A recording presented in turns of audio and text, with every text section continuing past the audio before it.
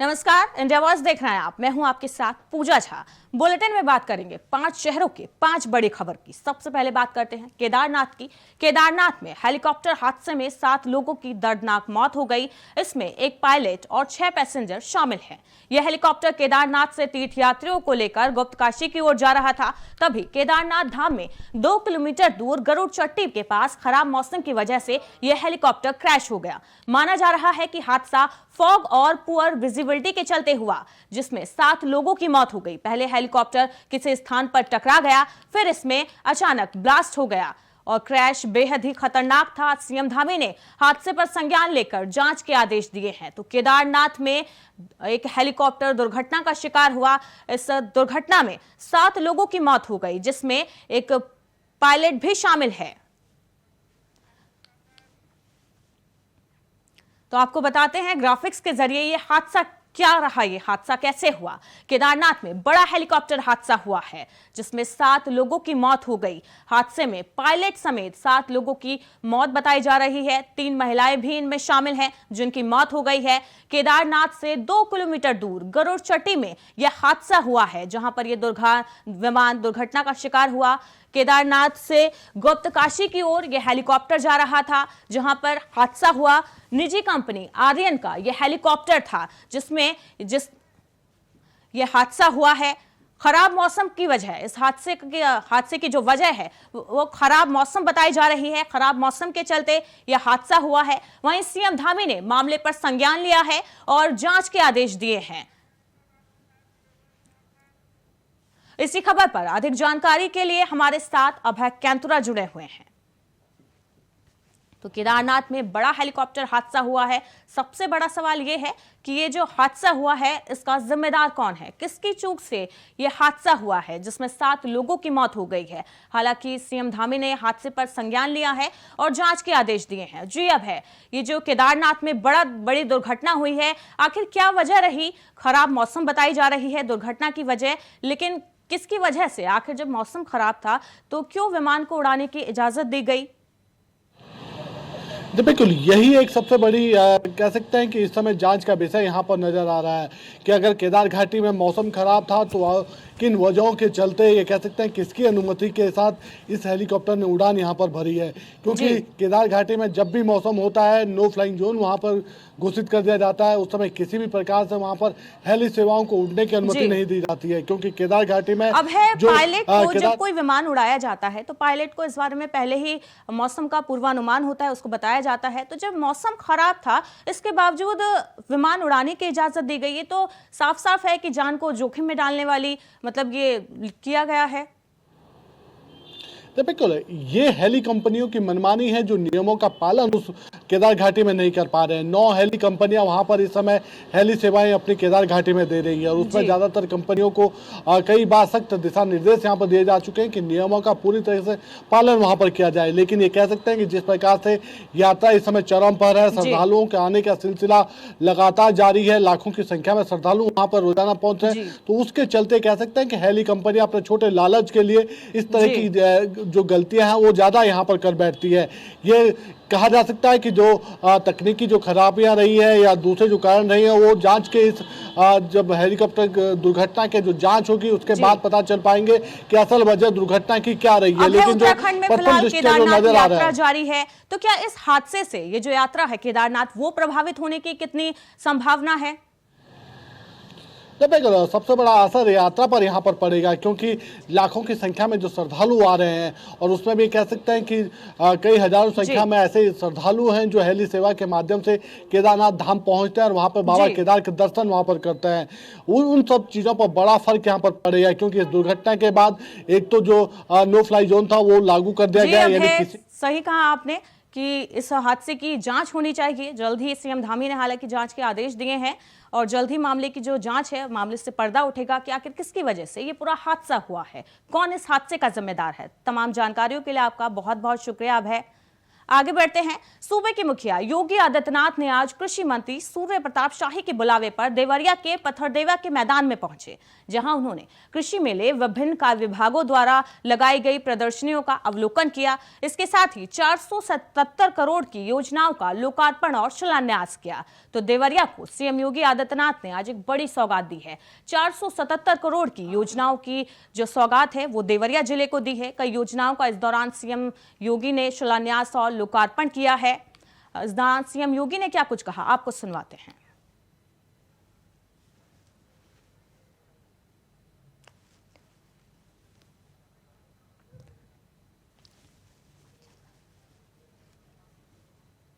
शिक्षा से है, स्वास्थ्य से है, ग्राम्य विकास से है, ऊर्जा से है, पंचायती राज से है, नगर विकास से है, आम जन से जुड़ी हुई समस्या है, खेती किसानी से जुड़ी हुई समस्याएं हैं, आम जन से जुड़ी हुई समस्याएं हैं जिनका समाधान करने के लिए राज्य सरकार ने यहां पर धनराशि दी, केंद्र सरकार ने धनराशि दी और उस धनराशि का उपयोग यहां के समग्र विकास के लिए होगा। भाइयों बहनों, देवरिया की जब बात आती है तो पूज्य देवराहा बाबा का स्मरण हम सबके अंतःकरण में उठता है और ये हमारे लिए गौरव की बात है कि प्रधानमंत्री मोदी जी के नेतृत्व में जो मेडिकल कॉलेज हम लोगों ने देवरिया जनपद को दिया। इसी खबर पर अधिक जानकारी के लिए हमारे साथ प्रियम पाठक जुड़ चुके हैं लाइव। तो प्रियम, 477 करोड़ की योजनाओं का सीएम योगी ने आज लोकार्पण और शिलान्यास किया है। देवरिया को बड़ी सौगात सीएम योगी ने दी है। क्या कुछ आज उनका कार्यक्रम रहा, किन किन योजनाओं का इस दौरान उन्होंने शिलान्यास और लोकार्पण किया? बिल्कुल पूजा, देखिए लगातार सीएम योगी इन दिनों जो है वो जिलों के दौरे कर रहे हैं, लगातार वहां पर समीक्षाएं कर रहे हैं। लगातार प्रदेश सरकार की तरफ से लक्ष्य रखा गया है कि जो विकास की योजनाएं जो चल रही हैं उनको तेजी से पूरा किया जाए और जिनको नई शुरू जो योजनाएं होनी है उनको भी जल्द से जल्द जो है उनकी शुरुआत करी जाए। और इसी के चलते आज सीएम योगी आदित्यनाथ देवरिया पहुंचे, वहां पे उन्होंने विभिन्न योजनाओं का जो है वो लोकार्पण किया है, शिलान्यास किया है, ताकि देवरिया का जो है वो चौमुखी विकास हो सके। लंबे समय से देवरिया में अगर आप देखें तो इन जो आज योजनाओं की शुरुआत करी गई है इनकी डिमांड की जा रही थी, इनकी मांग की जा रही थी कि इन योजनाओं को शुरू किया जाए। स्वास्थ्य के क्षेत्र से जुड़ी हुई योजनाएं हैं, शिक्षा के क्षेत्र से, विकास के अलग अलग क्षेत्रों से जुड़ी हुई आज की जो ये विभिन्न योजनाएं थी उनको आज सीएम योगी आदित्यनाथ ने वहां पर जो है लोकार्पित किया है, उनका शिलान्यास कुछ योजनाओं का किया है ताकि वहां का चौमुखी जो है वो विकास हो सके।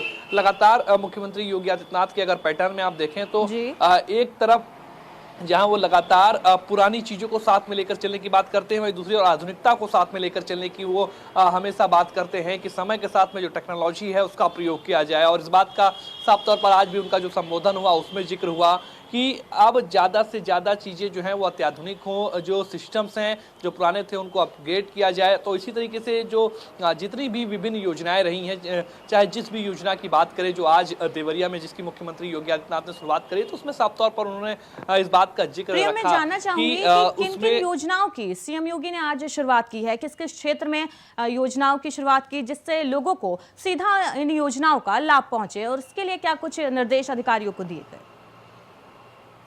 देखिए, आम लोगों को बेहतर स्वास्थ्य सेवाएं मिल सकें तो उसको लेकर कई तरीके की परियोजनाएं रही हैं जिनकी आज शुरुआत करी गई है। शिक्षा से जुड़ी हुई कई परियोजनाएं रही जिनका मुख्यमंत्री योगी आदित्यनाथ ने वहां पे जो है आज शिलान्यास किया है। इसके अलावा कई अन्य जो अलग अलग विभाग हैं उनकी, नगर विकास विभाग है उसकी वहाँ पर कई परियोजनाएं थी, उसका आज वहाँ पे उन्होंने जो है वो शिलान्यास किया है, लोकार्पण किया है। तो ये सभी अलग अलग क्षेत्रों की जो विकास योजनाएं रही हैं वो देवरिया में थी, जिनकी लंबे समय से मांग हो रही थी या जिनकी कह सकते हैं आवश्यकता थी वहाँ पर। तो उसको ध्यान में रखते हुए आज मुख्यमंत्री योगी आदित्यनाथ की तरफ से उनका यहाँ पर लोकार्पण और शिलान्यास किया गया और इसीलिए आज का ये दौरा कई मायनों में अहम भी माना गया। जी प्रियम, आज का ये दौरा कई मायनों में अहम माना जा रहा है। आप हमारे साथ बने रहिए, अगली खबर की ओर फिर से हम आपका रुख करेंगे। फिलहाल अगली खबर की ओर रुख करते हैं। उत्तर प्रदेश के मुख्यमंत्री योगी आदित्यनाथ, ब्रांड यूपी की अब दुनिया भर में धूम मचेगी। मुख्यमंत्री की उत्तर प्रदेश को वैश्विक पटल पर एक अलग पहचान दिलाने की मुहिम का असर दिखने लगा है। अमेरिका से आए 31 सदस्यीय डेलीगेशन ने मुख्यमंत्री योगी आदित्यनाथ से मुलाकात की। मुख्यमंत्री की 24 घंटे के अंदर विदेशों से आए डेलीगेशन की यह दूसरी बड़ी मुलाकात है। यह मुलाकात प्रदेश में बड़े इन्वेस्टमेंट के साथ एडवांस इंफ्रास्ट्रक्चर के लिए सरकार की बड़ी सफलता के रूप में देखा जा रहा है। ग्लोबल इन्वेस्टर समिट 2023 से पहले मुख्यमंत्री योगी को बड़ी सफलता मिली है। राज्य सरकार के एक प्रवक्ता ने बताया कि लगातार 2 दिनों में मुख्यमंत्री योगी से दूसरे देशों के लोग मिलना चाह रहे थे। प्रदेश में निवेश की अपार संभावनाओं की वजह से अन्य देश आकर्षित हुए हैं। इस क्रम में योगी की अमेरिकी डेलीगेट्स के साथ महत्वपूर्ण बैठक हुई। तो GIS 2023 में यूएस से यूपी में बड़े निवेश की जमीन अभी से तैयार की जा रही है। अमेरिका से आए डेलीगेट्स ने सीएम योगी से भेंट की है। कई बड़ी कंपनियां यूपी में आने की तैयारी कर रही है।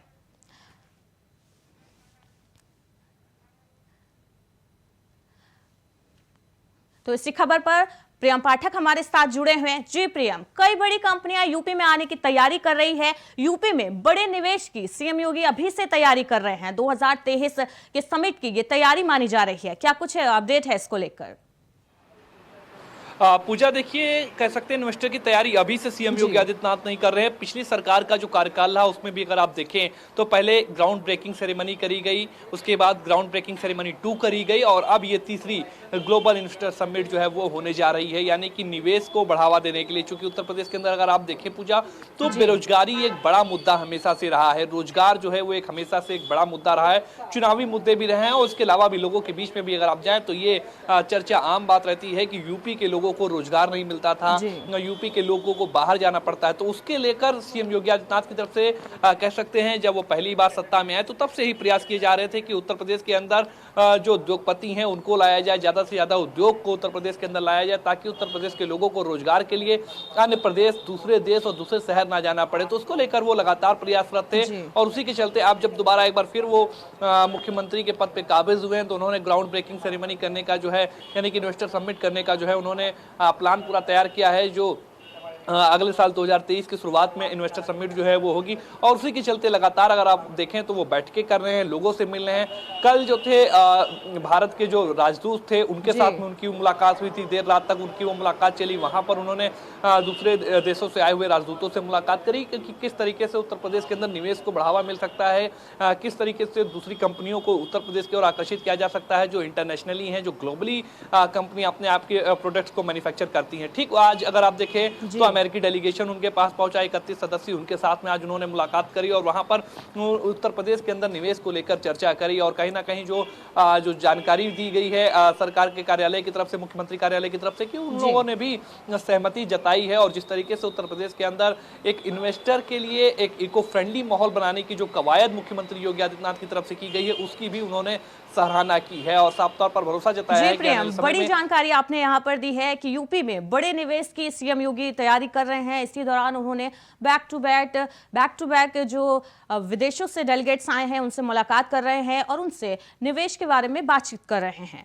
तमाम जानकारियों के लिए आपका बहुत बहुत शुक्रिया प्रियम। आगे बढ़ते हैं। दिल्ली के प्रगति मैदान में इंटरपोल महासभा का आयोजन मंगलवार को शुरू हो गया। 4 दिन तक चलने वाले इस महासभा सम्मेलन में 195 देशों के प्रतिनिधि शिरकत कर रहे हैं। इस महासभा में 195 देशों के प्रतिनिधि शिरकत करेंगे। प्रधानमंत्री कार्यालय यानी पीएमओ ने कहा कि इन प्रतिनिधियों में सदस्य देशों के मंत्री और पुलिस प्रमुख, केंद्रीय ब्यूरो के प्रमुख और वरिष्ठ पुलिस अधिकारी शामिल होंगे। इस मौके पर प्रधानमंत्री मोदी ने महासभा में संबोधन के दौरान क्या कुछ कहा वो आपको सुनवाते हैं। Corruption, friends, some of you may be thinking why I spoke of corruption as a dangerous threat. Corruption and financial crimes have harmed the welfare of the citizens of many countries. The corrupt find a way to park the process of crime in different parts of the world. This money belongs to the citizens of the country from which they have been.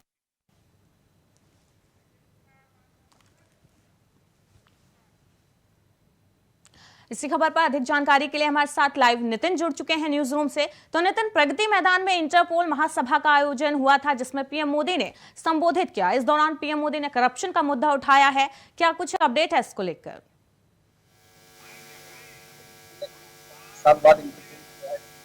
Assembly की जो बैठक हुई थी उसमें प्रधानमंत्री मोदी ने साफ साफ ये कहा है कि जिस तरीके से जो है करप्शन का जो मामला सामने आया था उसको जो है पूरी तरीके से जो साफ सुथरा रखें। और साथ ही आज प्रधानमंत्री मोदी ने जो है इंटरपोल असेंबली की जो बैठक करी थी उसमें तमाम पुलिसकर्मी के अधिकारी मौजूद थे, तमाम वहाँ पर जो नेता हैं वो तमाम वहाँ पर मौजूद थे, तमाम लोग वहाँ पर मौजूद थे। उसमें सिर्फ यही कहा है कि आतंकवाद का भी मुद्दा मोदी जी ने उठाया कि आतंकवाद से किस तरीके से एकजुट होना है, हम लोगों को एकजुट होकर ही जो है लड़ना है। और तमाम यहाँ पर जो काफी जो सामना यहाँ करने पड़ रहे थे, प्रधानमंत्री मोदी ने आज इसी चीज को देखते हुए असेंबली का जो मुद्दा यहाँ पर उठाया था उसमें साफ साफ यही कहा है कि सबसे पहले आतंकवाद को खत्म करने के लिए हम सभी लोगों को एक साथ जुट होना है और एक साथ में यहाँ से मिलकर जो लड़ाई है इसे लड़ना होगा। जी नितिन, 195 देशों के प्रतिनिधि इस 4 दिन तक चलने वाले महासभा में शिरकत करेंगे, तो इसको लेकर क्या जानकारी है और कौन कौन से नेता इस कार्यक्रम को संबोधित कर सकते हैं या शामिल होंगे?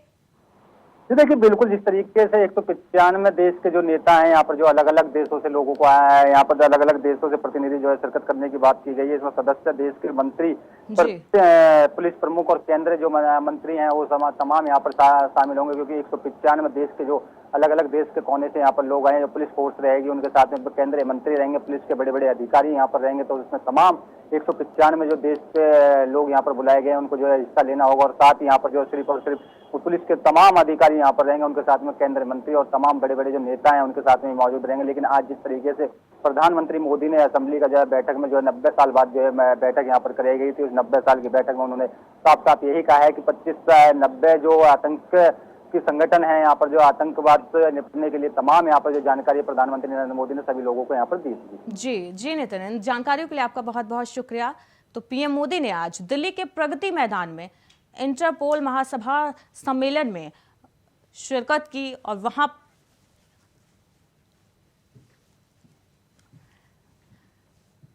तो दिल्ली के प्रगति मैदान में इंटरपोल महासभा के सम्मेलन का आयोजन हुआ जिसमें पीएम मोदी ने शिरकत की। इस दौरान पीएम मोदी ने वहां पर सभा को संबोधित किया। पीएम ने इस दौरान करप्शन का मुद्दा उठाया, आतंकवाद का मुद्दा उठाया और बड़ा संदेश यहां पर दिया है आतंकवाद को लेकर।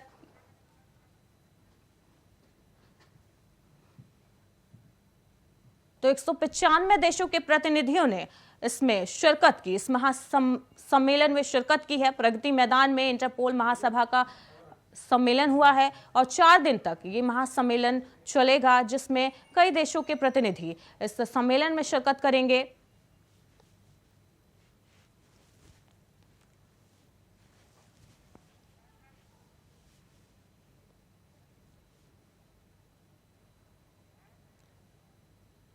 आगे बढ़ते हैं। उत्तर प्रदेश के नोएडा के सेक्टर 39 में लोटस ब्लू बर्ड सोसाइटी में दर्दनाक मामला सामने आया है। यहां आवारा कुत्तों ने 1 साल के मासूम पर हमला कर दिया। मासूम को कुत्तों ने घायल कर दिया है। इलाज के दौरान बच्चे की मौत हो गई। सोसाइटी में निर्माण कार्य करते हुए मासूम बच्चे के जो परिजन हैं वो सोसाइटी में निर्माण कार्यों में लगे हुए थे। जमीन पर कपड़ा बिछाकर मासूम लेटी हुई थी। इस दौरान कुत्तों ने मासूम पर हमला कर दिया और उसे जख्मी कर दिया, जिसके बाद उसे अस्पताल में भर्ती कराया जहां इलाज के दौरान मासूम की मौत हो गई है। बता दें कि नोएडा में इससे पहले भी डॉग बाइट के कई मामले सामने आए हैं और प्रशासन ने भी इसको लेकर कदम उठाया है। तो एक फिर मामला नोएडा के सेक्टर 39 में लोटस ब्लू सोसाइटी से सामने आया है जहां एक मासूम बच्ची पर कुत्ते ने हमला कर दिया और इस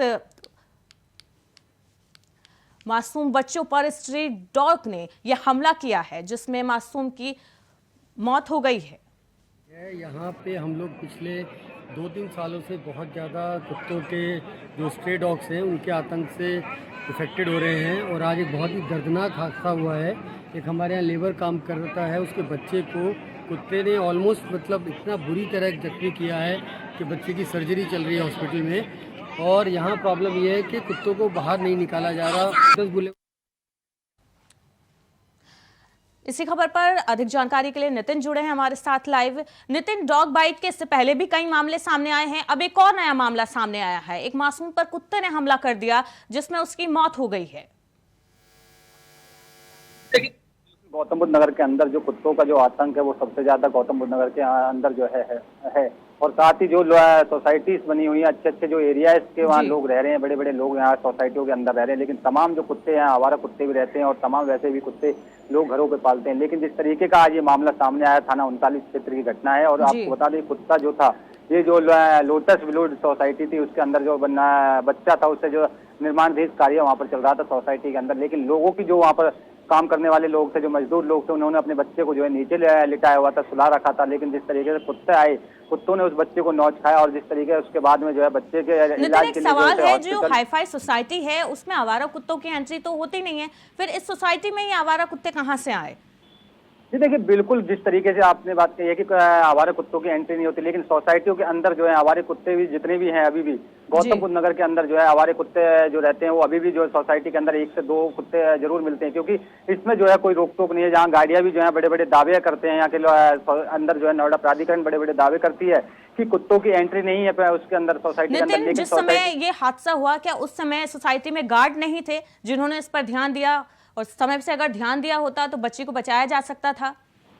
जी देखिए, बिल्कुल जो है सोसाइटी के अंदर गार्ड तो रहते हैं, लेकिन गार्डों की भी जो लापरवाही उसमें देखने को मिलती है। गार्ड जो गेट पर रहते हैं, गार्ड जो है किसी को कुत्तों को जो है रोक टोकने की बात नहीं करते उसमें। लेकिन कुत्तों के जो बढ़ जाते हैं तो सोसाइटी के अंदर जो लोग रहते हैं वो भी खुद परेशान रहते हैं। लेकिन नोएडा प्राधिकरण बड़े बड़े दावे करता है यहाँ पर कि आए दिन कुत्तों को पकड़ने के लिए जो गाड़ियां वहाँ पर भेजी जाती है नोएडा प्राधिकरण की तरफ से। लेकिन सोसाइटी के अंदर आपसे ज्यादा जो है 10 से 20 कुत्ते जो है रेगुलर सोसाइटी के अंदर मिलते। लेकिन जिस तरीके से बच्चे को जो है कुत्ते ने काटा था, उसके बाद उसे इलाज के लिए हॉस्पिटल ले जाया गया था। लेकिन वहाँ पर इलाज जब मिला तो उसके बाद डॉक्टरों ने उन्हें मृत्यु घोषित कर दिया गया बच्चे को। कि आखिरकार जिस तरीके से इसे बच्चे को काटा है कुत्ते ने, तो उसको देखते हुए यहाँ तमाम सोसाइटी के लोग जो है पहले भी ऑब्जेक्शन उठाते थे। लेकिन अब जो है आज पहला केस यहाँ गौतम बुद्ध नगर के अंदर जो है सोसाइटी के अंदर मिला, तो उसको देखते हुए जो सोसाइटी के लोग हैं और जो लोग वहाँ निवासी हैं, स्थानीय हैं, वो खुद इसी चीज को लेकर कहते हैं कि नोएडा प्राधिकरण बड़े बड़े दावे करता है। नोएडा के यहाँ पर बड़े बड़े यहाँ पर गाड़ियां हैं, काफी चीज यहाँ पर भेजता, कुत्तों को पकड़ने के लिए गाड़ियां भी भेजता। लेकिन उसमें से जो कुत्ते हैं वो कुछ रह जाते हैं। आखिरकार जिस तरीके से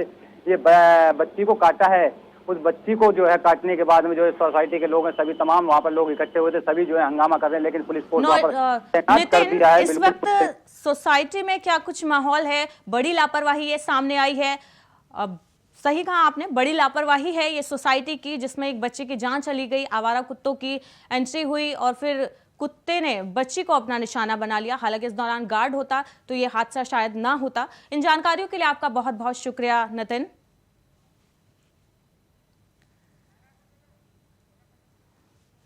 तो नोएडा से ये खबर है, जहां पर एक सोसाइटी में सेक्टर 39 के लोटस ब्लू सोसाइटी में एक आवारा कुत्तों ने एक बच्ची को अपना निशाना बना लिया, उसको नोच कर उसको घायल कर दिया। जख्मी हालत में उसे अस्पताल में भर्ती कराया गया। बता दें कि मासूम बच्ची के जो परिजन हैं वो सोसाइटी में निर्माण कार्य के किसी काम में लगे थे। बच्ची को उन्होंने जमीन पर कपड़ा बिछाकर लिटाया हुआ था। इसी दौरान आवारा कुत्ते वहां आए और उन्होंने बच्ची पर हमला कर दिया, जिसके बाद बच्ची को अस्पताल में भर्ती कराया गया, जहां डॉक्टर्स ने बच्ची को मृत घोषित कर दिया। बुलेटिन में फिलहाल इतना ही। खबरों के लिए देखते रहिए इंडिया वॉइस।